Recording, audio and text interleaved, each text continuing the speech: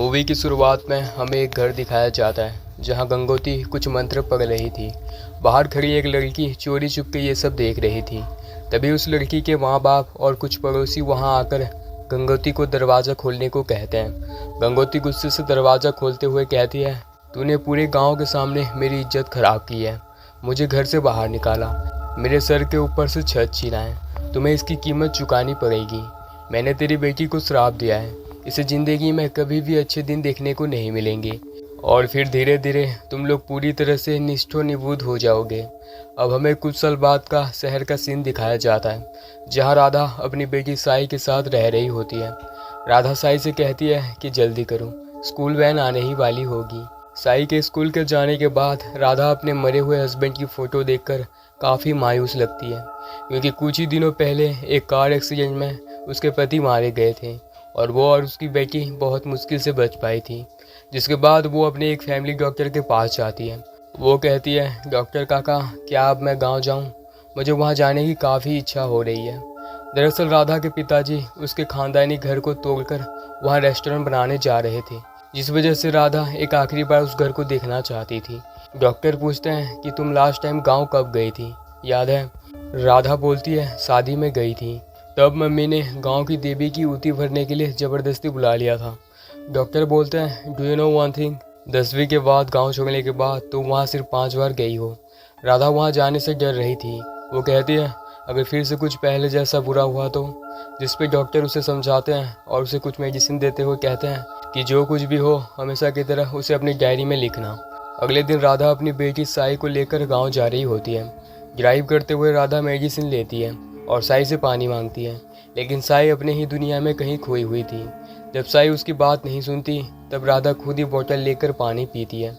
कुछ ही देर में वो लोग अपने गांव पहुंच जाते हैं। घर जाते ही राधा देवती नाम की एक कज़न को आवाज़ देती है और उससे गले मिलती है। परिवार के सारे लोग राधा से मिलकर बहुत खुश होते हैं। वो सभी उसका हालचाल पूछते हैं और उसे घर के अंदर ले जाते हैं। राधा के पिताजी उससे कहते हैं कि बेटी, इतने बड़े घर में हमें और तुम्हारी माँ से रहा नहीं जा रहा, हम यहाँ काफ़ी अकेला महसूस करते हैं। पहले घर में किराएदार रहा करते थे, घर में रौनक थी, धीरे धीरे एक एक करके सब छोड़कर चले गए।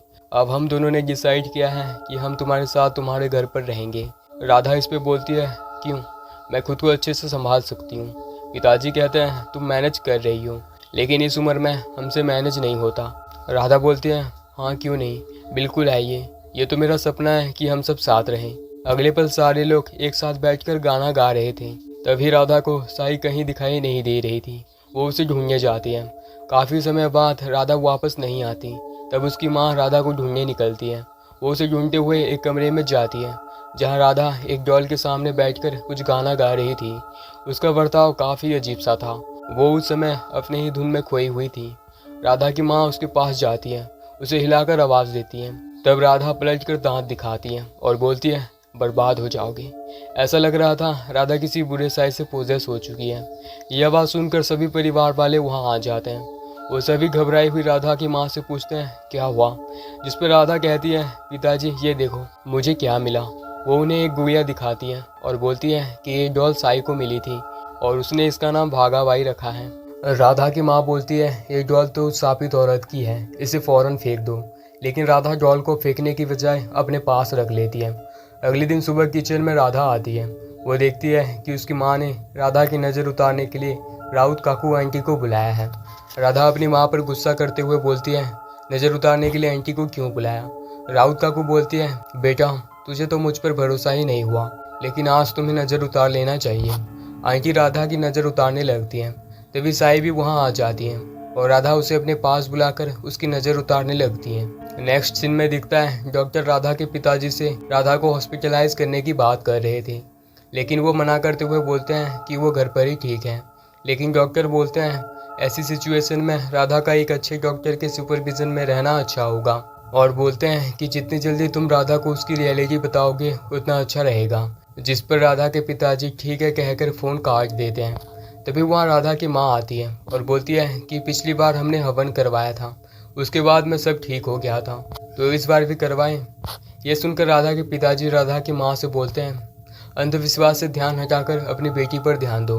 अगली सुबह राधा के घर उपाध्याय गुरुजी आते हैं। और पूरे घर को पवित्र करके राधा की माँ को एक कालाबा राधा को बांधने के लिए देते हैं और चले जाते हैं। गुरुजी के जाने के बाद राधा की माँ उसे वो कलाबा बांध देती है। इसके बाद राधा उसकी माँ से पुरानी चीज़ें देखने की जिद करती है और फिर वो ऐसा ही करती है। पीछे से राधा की 2 कज़न प्रिया और देवती भी वहाँ आई थी और राधा उनको पुरानी चीज़ें दिखाने लगती है। वहाँ उनको एक गेम मिलता है जिससे वो आत्मा को बुलाते थे। राधा उस गेम को खेलने की जिद करती है, जिस पर वो दोनों उसकी बात मान लेती हैं और वो लोग उस गेम को खेलने लगते हैं। प्रिया और देवती सर्कल में बैठी आत्मा को बुलाती है और डाइस फेंकती है, जिससे एक नाम बनता है और ये नाम एक आत्मा का था। इसी दौरान राधा की माँ उसे आवाज़ देती है और वो लोग बिना नाम देके वहाँ से चली जाती हैं। अगली सुबह राधा वापस जाने के लिए बैग पैक कर रही थी। तभी राधा को याद आता है कि उसे शेखर यानी उसके हस्बैंड को कॉल करना है और राधा उसे कॉल करके बात करने लगती है। तभी राधा के पिताजी वहाँ आ जाते हैं और वो उन्हें शेखर से बात करने को बोलते हैं। पिताजी उससे उसका फ़ोन लेते हैं, जो एक टूटा हुआ फ़ोन था। तभी राधा को याद आता है कि उसका पति तो एक्सीडेंट में मारा गया था। अगले दिन राधा एक नए काउंसलर के पास जाती है और वो राधा से पूछती है, तुम्हारे पति का एक्सीडेंट कब हुआ था? तुम्हारे घर में कौन कौन है? तुम्हारी बेटी ने अपने फादर की डेथ से कैसे डील की? राधा सबका आंसर देती है। राधा को हिचकिचाहट देख काउंसलर बोलती है, कोई बात नहीं, मुझसे बात कर सकती हो। राधा बोलती है, ऐसी कोई बात नहीं है और जाने के लिए बोलती है और कुछ देर बाद वहाँ से चली जाती है। रास्ते में जाती हुई वो प्रिया को बताती है उसने एक नई काउंसलर के पास जाना चालू किया है। इस पर प्रिया राधा को बोलती है, एक बार तुम ये डॉक्टर अंकल को बता दो। राधा प्रिया को समझाते हुए बोलती है कि मुझे कोई बीमारी नहीं है, मुझे किसी से बात नहीं करनी है। ये बोलकर राधा अपने फ़ोन काट देती है। अगले दिन राधा की काम वाली बाई उससे कंप्लेंट करती है कि उस घर में अकेले डर लगता है, इसलिए कल वो तभी जाएगी जब वो घर पर रहेगी। राधा उससे बोलती है कि अगर आना चाहती हो तो आ जाओ, वरना मैं कोई दूसरी रख लूँगी। अगले सीन में हम देख पाते हैं कि राधा कुछ काम कर रही है। तभी उसे पोएम की आवाज़ सुनाई देती है। वो उठ के साई के कमरे में जाती है और उससे पूछती है, तुम क्या कर रही हो? साई उसी डरावने डॉल के साथ खेल रही थी। राधा उस पर गुस्सा करती है और उस डॉल को फेंक देती है। अगली सुबह राधा उस काउंसलर के पास जाती है। वो बताती है कि शायद उसके घर में पैरानॉर्मल एक्टिविटीज़ हो रही है और बचपन में उसे हॉरर बुक्स पसंद थी। इनफैक्ट उसने एक स्टोरी भी लिखी थी, लेकिन वो स्टोरी अब उसे याद नहीं है। काउंसलर राधा से उसके पुराने डॉक्टर का नंबर और उसकी डायरी मांगती है। राधा उसे दोनों चीज़ें देकर वहाँ से चली जाती है। काउंसलर डॉक्टर को फ़ोन लगाती है। वो उसे बताता है कि राधा बहुत ही सीरियस कंडीशन से गुजर रही है, उस पर नज़र रखो। इधर जब राधा अपने घर पर थी तभी उसके गेट के खुलने की आवाज़ आती है और राधा घबरा जाती है कि आखिर इस वक्त कौन आ गया। उसके घर के चारों तरफ से कुछ लोगों की आवाज़ें आने लगती हैं। ऐसा लग रहा था राधा को कोई बुला रहा है। राधा ये सब देख काफ़ी डर जाती है। वो देखती है कि शेखर यानी उसका पति बाहर खड़ा है। वो गेट खोलने के लिए बोल रहा है। बार बार बोलने पर भी राधा गेट नहीं खोलती। तभी उसे साई की आवाज़ सुनाई देती है। वो फौरन उसके पास जाती है। साई वहाँ उसी डॉल के साथ खेल रही थी और बाहर सुनसान रात में राधा के घर के बाहर से बहुत ही डरावनी आवाज़ें आ रही थी। राधा साई को डांटती है और उसे फौरन वहाँ से चलने को बोलती है, लेकिन वो उसकी बात नहीं सुनती। साई के सारे चॉइस साफित थे। इधर शेखर बार बार राधा को गेट खोलने को कह रहा होता है, पर राधा गेट नहीं खोलती। तब शेखर शीशा तोड़कर घर में एंटर कर जाता है। राधा शेखर पर अटैक कर देती है और साई के साथ छत पर भाग जाती हैं। इधर वो काउंसलर भी वहाँ आ चुकी थी। अब राधा को वहाँ गंगोती की भूत दिखाई दे रही थी, जो कि उसे अपने मंत्र और काले जादू से धीरे धीरे पूरी तरह से पोजेस कर रही थी। गंगोती राधा से उस काउंसलर को जान से मारने को कहती है और राधा गंगोती के बात मानकर काउंसलर के जान की प्यासी हो जाती है। वो लगातार शेखर और गंगोती पर जानलेवा हमला कर रही थी। वो देखती है कि उसका मरा हुआ पति शेखर काउंसलर को बचा रहा है और इसी बीच शेखर को भी चाकू लग जाती है। तभी डॉक्टर भी वहाँ आ जाते हैं। वो शेखर के साथ मिलकर राधा को बेहोशी का इंजेक्शन देते हैं। अब हमें अगले दिन का सीन दिखाया जाता है।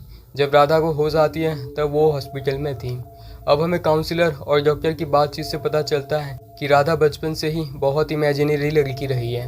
वो अपने हाइपोथेटिकल चीज़ों को रियल लाइफ से रिलेट करके फॉल्स रियलिटी में जीती थी। डॉक्टर उसे गंगोती के काले जादू और श्राप वाली घटनाएं उसे बताते हैं, जिसका असर राधा के दिमाग पर बहुत बुरी तरह से पड़ा था। काउंसलर कहती है कि हाँ, उसने मुझसे भी अपनी बेटी का जिक्र किया था, लेकिन मैंने उसे आज तक नहीं देखा। यहाँ हमें पता चलता है कि राधा की कोई बेटी नहीं थी। जब उसका एक्सीडेंट हुआ तब राधा 3 मंथ की प्रेग्नेंट थी और उसी एक्सीडेंट के कारण उसका मिसकैरेज हो गया था। और तो और शेखर जिसने काउंसलर की जान बचाई थी वो हकीकत में शेखर ही था, जो महीनों पहले काम के सिलसिले में लंदन गया हुआ था। राधा को ऐसा लग रहा था कि वो मर चुका है। राधा की जिंदगी का आधा सच बस एक हेलुसिनेशन था, जो एक उस चुड़ैल गंगोती की वजह से हुई थी। सभी लोग हॉस्पिटल में राधा से मिलने आए होते हैं, उसकी तबीयत पूछते हैं। राधा बोलती है कि उसे जल्द से जल्द ठीक होकर एक नई जिंदगी की शुरुआत करनी है। और इसी के साथ ये कहानी यहीं पर ख़त्म हो जाती है। उम्मीद करता हूँ कि आपको ये कहानी ज़रूर पसंद आई हो। अगर आपको ये स्टोरी अच्छी लगी तो वीडियो को लाइक करके चैनल को सब्सक्राइब करना मत भूलना, और एक अच्छा सा कमेंट भी कर देना। आपके एक एक कमेंट से मुझे बहुत मोटिवेशन मिलती है।